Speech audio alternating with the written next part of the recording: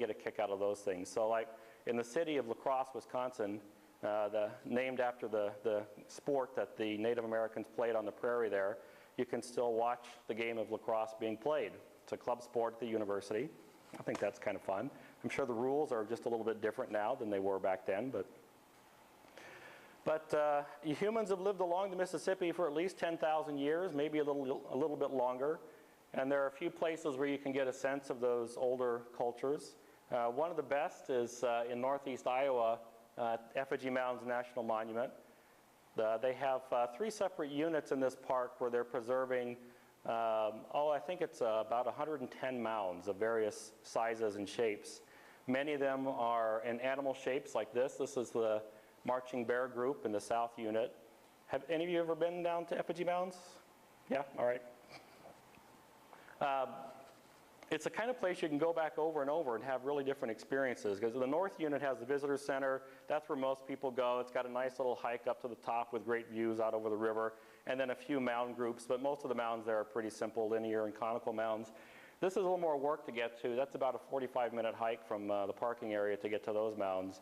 And then there's a third spot south of McGregor, about 15 miles from here, that has a series of mostly simple conical and linear mounds next to the backwaters of the Mississippi that I kind of like the best in some ways. It has almost a mystical feel being right there next to the river, and it's a very quiet place. I like that place a lot. Well, in my neighborhood, about 1,000 years ago, there was a civilization, the Mississippian culture, that grew into a very large city that we now call Cahokia. If this civilization had used stone instead of dirt to build their structures, they would be known around the world like the Mayans and the Aztec. They reached really the same level of development as any of those other civilizations, but because they used these structures that were out of dirt, a lot of it got ignored, and many of these structures were leveled as the area was developed for farming. But this was, this one survived somehow. This was, it's Monk's Mound. It was a ceremonial mound. They had a lot of religious ceremonies on top of it. The city had about 20,000 residents at its peak. And this, again, this is 1,000 years ago. It was bigger than London, one of the biggest cities in the world at the time. Where did you say this is? This is Cahokia, which is just across the river from St. Louis. It's in Illinois. And they had a reign of a couple hundred years where they were really at their peak. They had a lot of communities that were tied into the larger city, trade networks, and they sent, we could almost call them missionaries upriver as far as Trempealeau, Wisconsin, which is a pretty good distance. Last summer I had a chance to visit an archaeological dig at Trempealeau where they found very clear evidence that the Cahokians had settled in Trempealeau, and there were at least 2 generations that lived there, and they built some smaller platform mounds like that while they were there. They probably just got too big. They had a very rapid decline. People, experts think what probably happened is the city got too big for the resources, the natural resources in that area, and began to collapse in on itself. That created political instability, and then people kind of dispersed from there.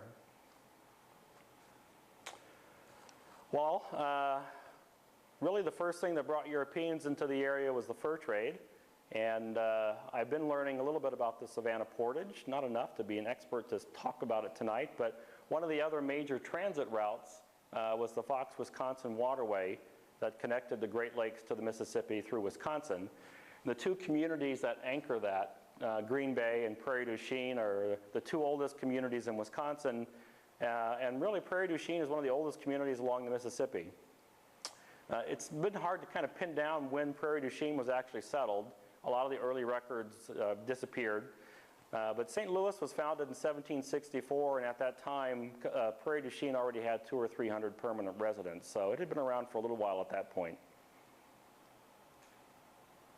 And down in my neck of the woods around St. Louis, there were quite a few settlements that the French started all around the same time, really. This surprises a lot of people, but the oldest continuously inhabited village or city along the Mississippi, it's not New Orleans, it's actually Cahokia, Illinois. No relation to the city of Cahokia we talked about earlier, the Native American community. Cahokia was founded in 1699, about 20 years before New Orleans. And there were a few other communities that popped up around the same time. Cahokia still has a few pretty good examples of architecture from that period. This is Church of the Holy Family. It was built in 1799 in a very typical French colonial style. It's called post on sill. The logs run vertically instead of horizontally. They still use it. It's not the main church for their congregation anymore, but they hold, I think, Latin masses fairly regularly in this building now. But it's in great shape. There's one of the fun facts about it, there's a single 85-foot long piece of black walnut that supports the roof. Well, after fur trading,